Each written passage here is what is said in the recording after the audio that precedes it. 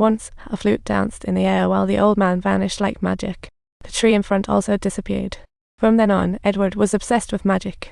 Edward practiced everywhere, at home and on the street, catching a curious countess' eye. Sophie rode her horse to follow Edward, and they quickly became best buddies. Edward asked Sophie to pick a card, remember it, and then put it back in the deck. To everyone's astonishment, Edward pulled off the ultimate trick by finding the card and making it float. Just when Sophie was full of admiration, the Count's servant showed up.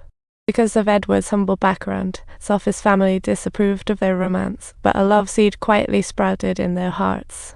Over years, they devised sneaky ways to meet, even a secret hideout.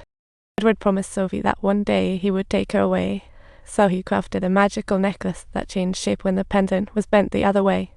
It even had his photo inside, but alas, the secret was soon discovered by the Count.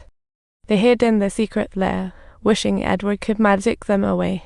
Unfortunately, that wish didn't come true, and Sophie was taken back home, where her family ended up in jail. From that day on, Edward vanished until he reappeared as Eisenman 15 years later. In Vienna, he debuted, borrowing a handkerchief and putting it in a box. Then he sliced an orange open, took out the seeds, and placed them in a prepared pot, and voila! The seeds started sprouting magically. The audience was left speechless as the orange tree grew at an astonishing rate. Ultimately, it bore fruit. Edward's fame skyrocketed as he tossed oranges to the amazed audience. The audience glanced back at the stage and were astonished to see two butterflies bringing back the handkerchief as applause surged like a tide.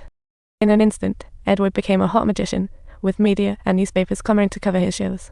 Every performance by Edward was packed to the brim.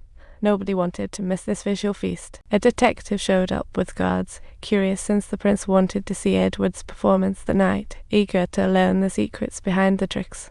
But Edward only taught him simple tricks and held back on the secrets, though the prince's arrival made Edward a bit nervous. At the end of the show, Edward posed a challenge about the soul and sought a volunteer to assist. The clever prince decided to jump on stage and asked his fiancée Sophie to assist. As Sophie stepped on stage, Edward instantly recognized her, but Sophie failed to recognize Eisenman as the one from her past. When the magic show wrapped up, Edward said something that stuck with Sophie, and only then did she realize Eisenman was Edward. She was now the prince's fiancée. Sophie's heart wasn't in it. It was all about family unions and old friendships. In the prince's eyes, Sophie was just a pawn.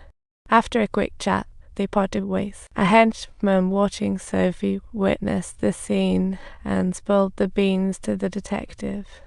After learning about Edward and Sophie's relation, the detective arranged to meet Edward instead of acting immediately. She asked about Edward and Sophie's relationship and found they were childhood playmates.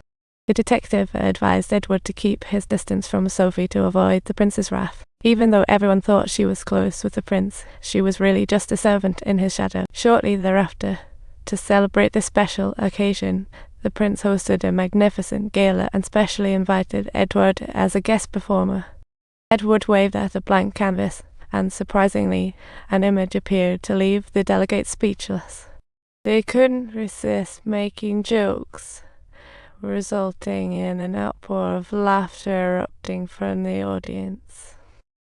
But the prince stepped up, pointing out there were no brush strokes and claimed it must be some chemical trickery. Edward teased the duke to turn on the lights, wondering if the prince could see the masterpiece better. However, the prince rudely dismissed the canvas and demanded Edward perform without props. Edward instantly agreed and examined the sword he carried.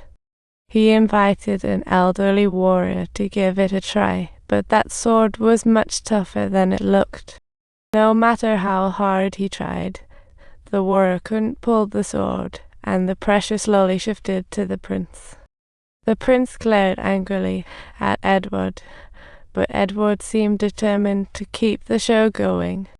Eventually, the prince had to end the performance early, and Edward got into trouble. The prince ordered the detective to halt all of Edward's performances, leaving Sophie in shock. She thought Edward's actions were foolish, for she was the heir to the throne.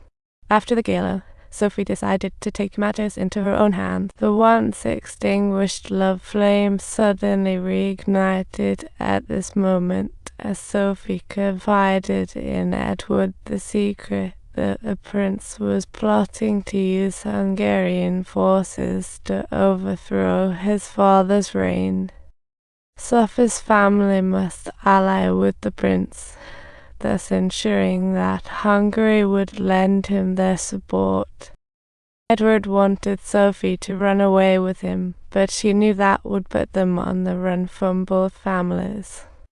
The next morning, as expected, the detective initiated his plan by tearing down Edward's performance posters. They also pressured Edward and Sophie out of town, while Edward gathered all his savings. Meanwhile, Sophie secretly monitored the prince's plans, subtly notifying him of developments. Sophie refused to be a pawn in the prince's game, so she made the bold decision to cancel their engagement.